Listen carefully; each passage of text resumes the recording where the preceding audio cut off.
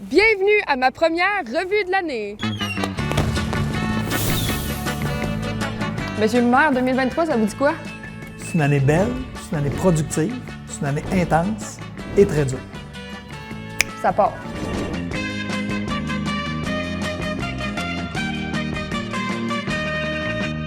L'année commence avec la traditionnelle conférence de presse du tournoi international de hockey. Puis oui, je sais pas si vous avez vu passer ça, il y avait une équipe ukrainienne au tournoi.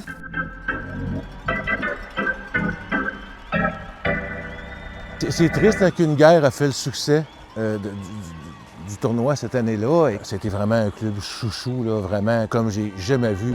Quelques jours plus tard, le ministre Éric Kerr souriait pas mal moins. La ministre Guilbeault aussi. Place au fiasco, ça clique. C'est sûr qu'il y a un coût à ça. Ça donne un total de 41,3 millions. Fiasco, est-ce que c'est le bon mot?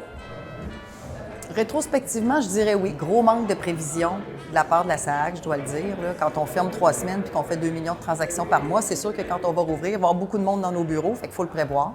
Mais là, ça va bien. Le 29 mars, le ministre de la Santé, Christian Dubé, présente sa nouvelle réforme pour le système de santé, ce qui pousse le co-porte-parole de Québec solidaire à dire... Le premier ministre vient de se féliciter d'accomplir le wet dream de Gaétan Barrette. C'est sorti tout seul? C'est sorti tout seul. OK. C'était pas ma meilleure. Mais j'essayais de dire, en fait, que cette réforme-là représente un peu le fantasme politique de Gaétan Barrette. Puis dans le feu de l'émotion, j'ai utilisé une image un peu trop connotée, disons ça comme ça. OK, on arrive en avril et on assiste à la mort du troisième lien. Avec beaucoup de cartables quand même, Hugo. 42, 43 55? peut-être? Je sais pas. C'était nécessaire, ça? Je voulais que les gens voient qu'effectivement, il existe des études, beaucoup de cartables, des milliers de pages que moi, j'ai lues. Ça prenait beaucoup de raisons pour annuler une grosse promesse électorale comme ça. Je pense que c'est ça la raison. C'est pas rien laisser tomber une grosse promesse comme ça. Puis on dirait que c'est là que tout a commencé à tomber pour le gouvernement. Après ça, il y a eu d'autres décisions plutôt mauvaises parce qu'on essayait de se rattraper. C'est un peu l'élément déclencheur pour qu'on voit que le gouvernement est tombé si bas cette session-ci. En mai, c'est vraiment la catastrophe à Baie-Saint-Paul. La rivière du Gouffre déborde et inonde plus de 1000 résidences et 130 commerces. Ça a été quand même un scénario qu'on n'aurait jamais imaginé durant le mois de mai. On se relève tranquillement. C'est des épreuves qui vont nous avoir fait ressortir plus fort. Parmi les images vraiment frappantes de cette crue printanière, il y a la vingtaine de roulottes qui a été emportée par la rivière. Quand on regarde tout ce que le Genévrier a perdu le 1er mai, les chalets qui sont une perte totale, le pont, les terrains qui sont disparus, les secteurs qui ont été endommagés ou les infrastructures ont disparu, c'est 12 millions d'actifs. Et il y avait du monde ici au début de l'été. Les Remparts deviennent champions de la Coupe Mémorial. Il y avait des milliers de personnes. Ça, c'est presque autant que gens qu'il y avait à la plage Champlain. Non, mais vraiment, c'était bondé.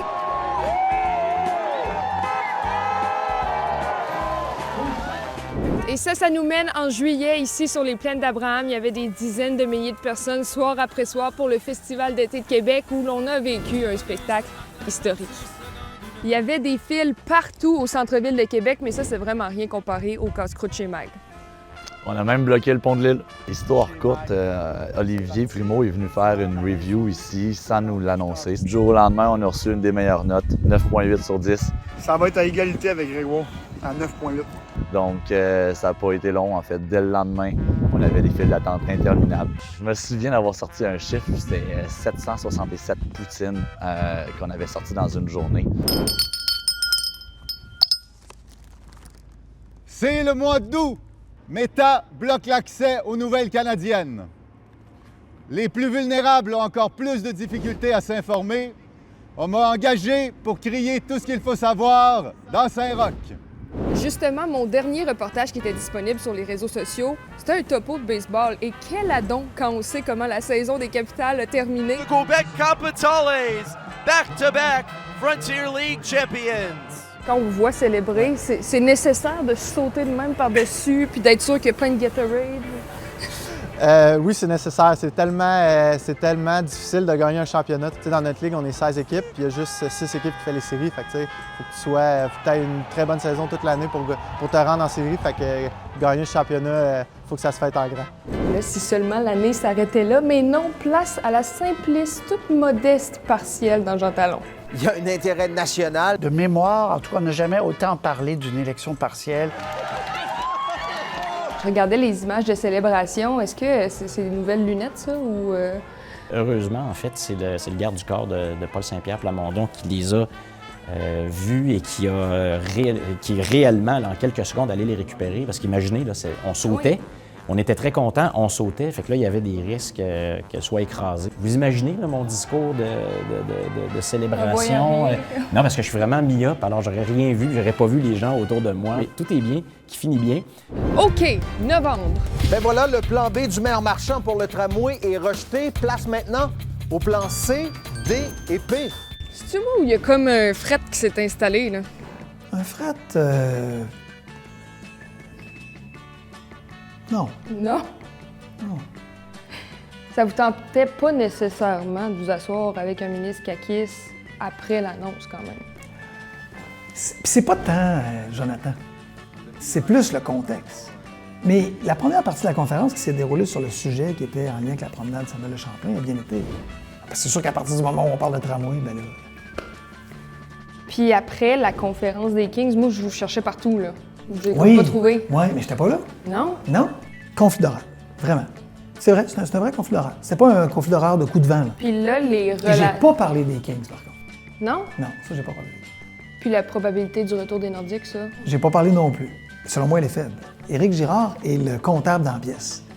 Lui, il dit moins de 10 Fait que faut se fier à lui. Une chance sur 2 d'une expansion, une chance sur 5 c'est une expansion, 0.2 fois 0.5, 0.1. Je pensais pas que le ministre Girard est un actuaire. Je pensais que c'était un économiste, mais son calcul, ça ressemble un peu à ça ici. Là. Oh.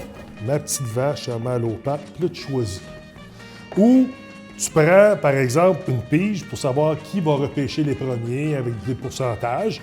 Puis là, tu mets ta main dedans, oui. Puis là, tu piges, puis là, tu arrives à... Oh! Ah, malheureusement, c'est Austin. C'est vous qui avez fait ça? Ben oui, certainement. Je suis un peu bouche bée. Ouf, on termine cette revue de l'année avec un mois de décembre grandement marqué par des centaines de lignes de piquetage un peu partout en province. Une situation qui secoue le secteur public au Québec et qui aura certainement des impacts jusqu'en 2024. Bonne année tout le monde!